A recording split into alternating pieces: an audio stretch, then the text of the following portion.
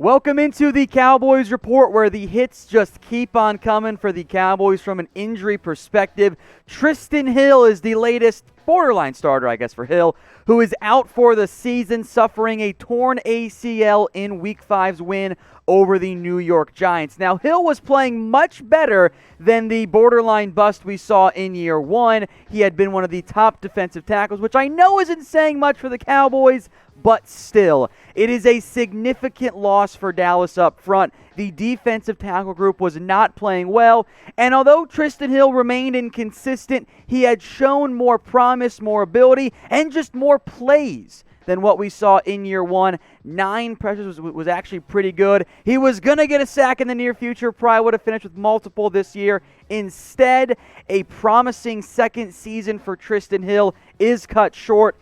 And now the Cowboys are very much in dangerous position on the defensive line, specifically the defensive tackle spot. Remember, Gerald McCoy was supposed to be the number 1 DT for the Cowboys. Now, he was already out for the year. Now you lose Trysten Hill for the season as well. That leaves you 4 guys up front: Crawford, Poe, Gallimore, and Woods, who we'll talk about more in depth in a little bit.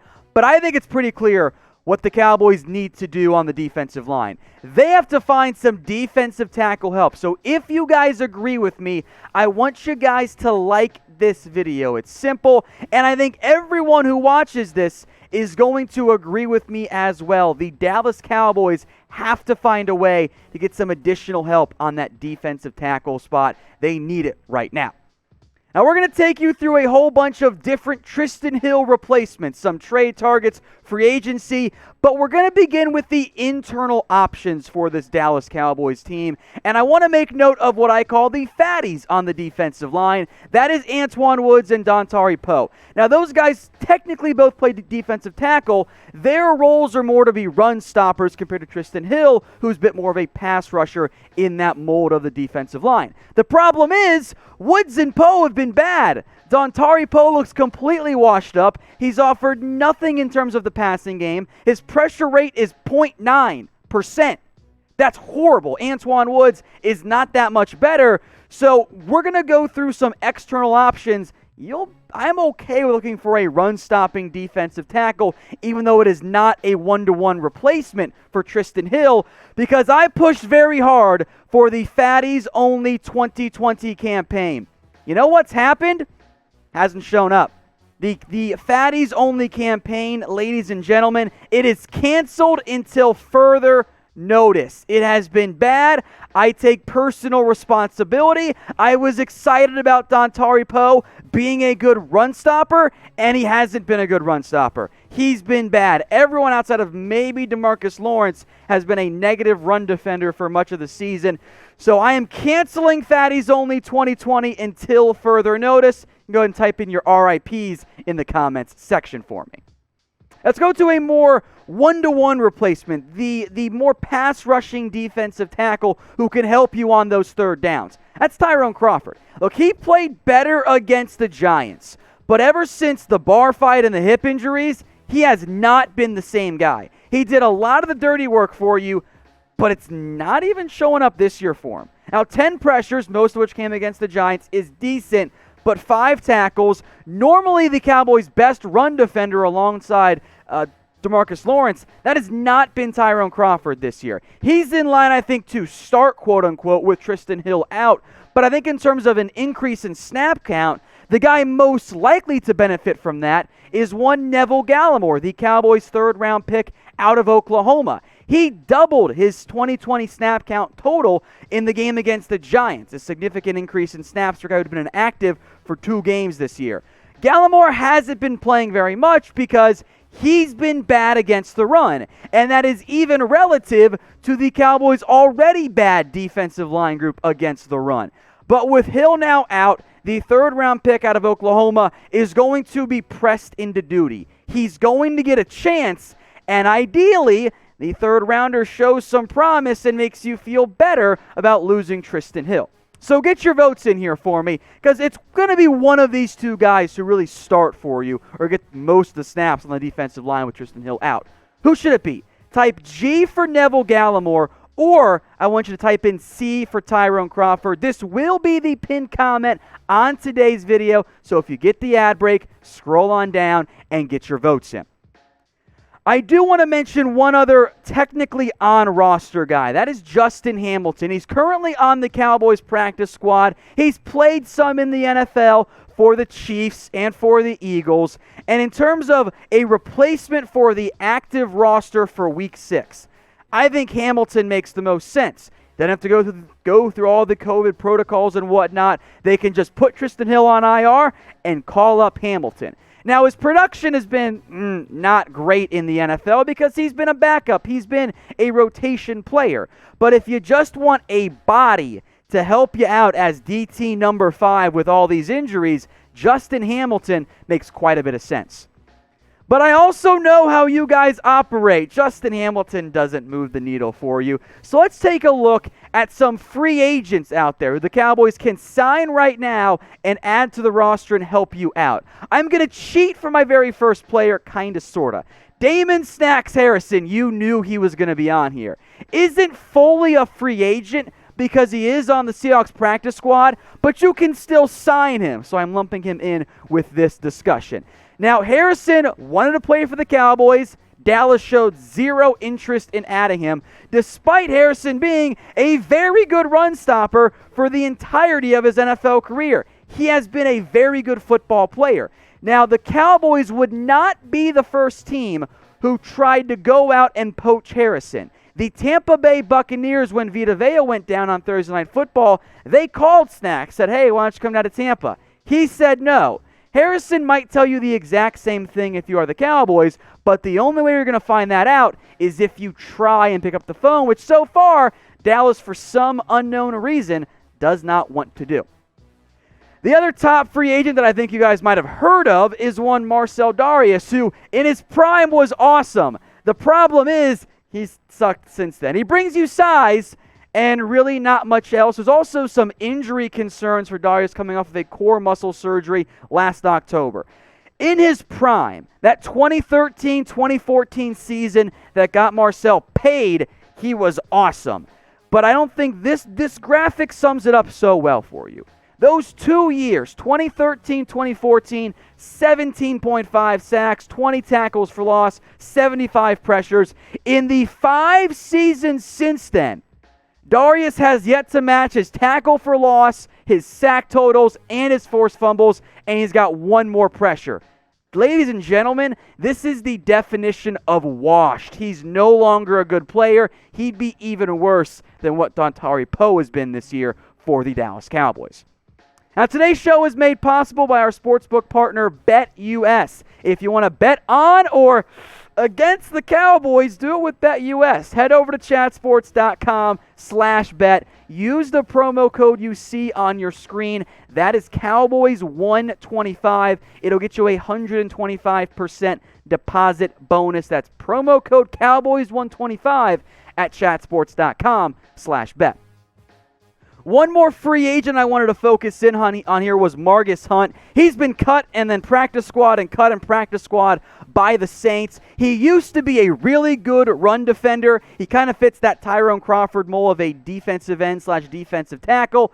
But he's not the same guy that he was anymore. But he's a vested veteran. No waivers to be clear with him getting cut on Monday night. Maybe you at least explore it if you are the Dallas Cowboys. To kind of sum up how, to be blunt, bad things are on the free agent defensive tackle market, here are some other top names who maybe you've heard of. Hassan Ridgeway, you Texas fans know him. A&M fans know Dalen Mack. Brandon Mabane used to be a good run stopper, but he's old now. Nazir Jones was a third-round pick out of UNC for the Seahawks, but quickly fell out of favor. The reality is, it's just not very good for the Cowboys' options with free agent defensive tackles.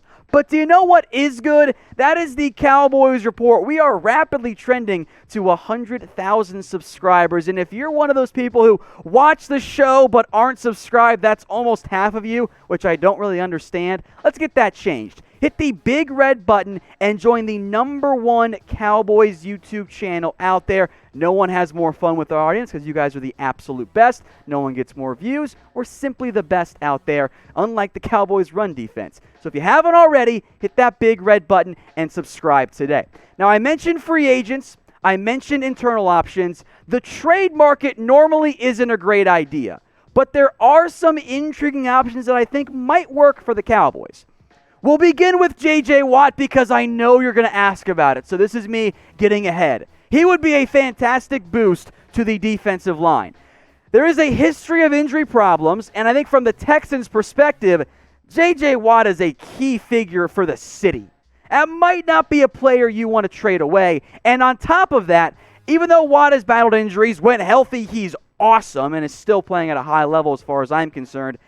Should the Cowboys be involved in the type of all-in trade asset you would be required to give up to land J.J. Watt?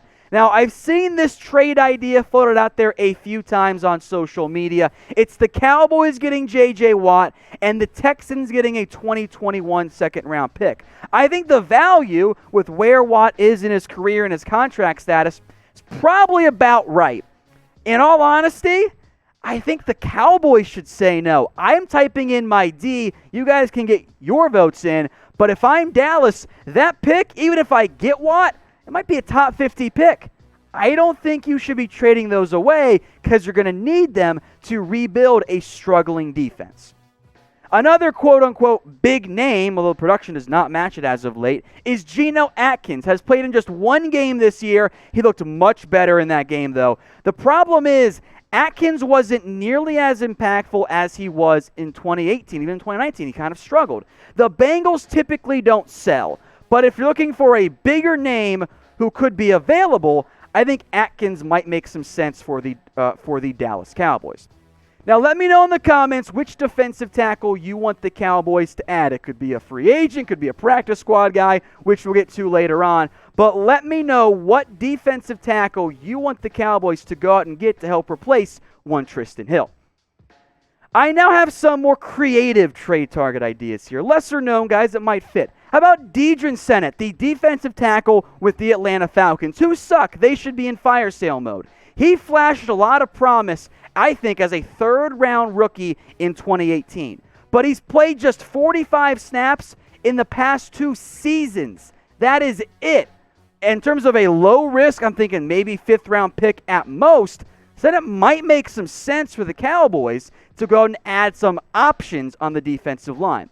But my favorite trade target here is actually B.J. Hill. I know NFC East trades don't happen very often, but the Giants are sellers because they suck. 2018 third-rounder is currently the 4th best defensive tackle / defensive end in the Giants' 3-4 scheme. He gets about 20 snaps per game, despite in 2018 being awesome. 48 tackles, 6 tackles for loss, 5.5 sacks. Now, those numbers are probably a bit higher than what I think you'd be expecting, but wouldn't you love to get that on your roster? And I think he could be available for like a 5th-round pick. If I'm the Cowboys, that's the type of deal I make because it gets you help this year, next year, and maybe even further than that if Hill continues to show what he did in 2018. Now, we also have some new Cowboys face masks available for you guys. Chatsports.com/Cowboys masks. They're 30% off. Some of them even a little bit more discounted than that. They've got a whole bunch of different multi-packs, 2-packs, 4-packs, 3-packs as well. Almost all of them are 30% off or more. So check the comments. Check the description as well. I'll make sure that link gets in there. They are all available at chatsports.com/Cowboys masks. The player-themed ones, they're also available there if you want to rep Dak Prescott after his injury. So check the comments and the description for that link. One more trade target here, Nathan Shepard, who very raw 3rd-round pick out of Fort Hays State. Bonus points if you let me know in the comments where that is. The Cowboys and Shepard did have a pre-draft visit. Now, Shepard has done next to nothing in his NFL career. This would be an all-upside trade. But if you can get him for a 6th or a 7th-round pick, maybe it's worth a flyer. Because in reality, 6th and 7th-round picks don't end up working out very well anyway. Now, the Cowboys, they picked up Garrett Gilbert off a practice squad to replace Dak Prescott. There are a bunch of different practice squad options. I tried to pick some names that maybe you've heard of before. Sylvester Williams, former first-round pick, is with Denver. Michael Dogbe, a seventh-round pick out of Cincinnati, is with the Arizona Cardinals. Benito Jones played at Ole Miss. He could be a decent one technique. Anthony Zettles had some NFL success. He's with the Saints right now. And the Texans actually have two defensive tackles that could be worth poaching in Ryan Glasgow and Corey Luigi, who used to be a pretty good defensive tackle, but at this point, he's almost washed up.